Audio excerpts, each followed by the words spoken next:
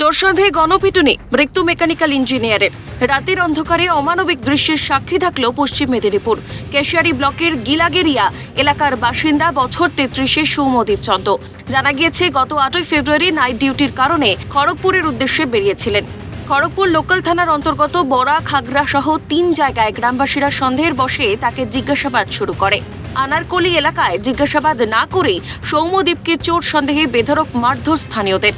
নিজের পরিচয় দিতে চাইলেও তা শোনা হয়নি বলে অভিযোগ। খবর পেয়ে ঘটনাস্থলে পৌঁছয় পুলিশ ও তার পরিবার।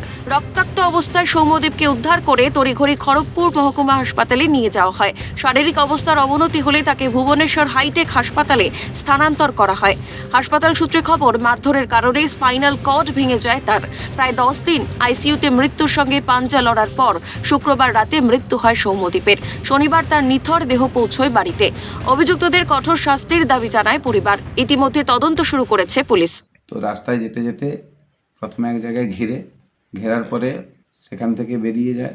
পাবলিক ভীষণভাবে গণপিটুনি দিয়ে তার সার্ভাইকাল যে অংশটাকে কেটে দেয়।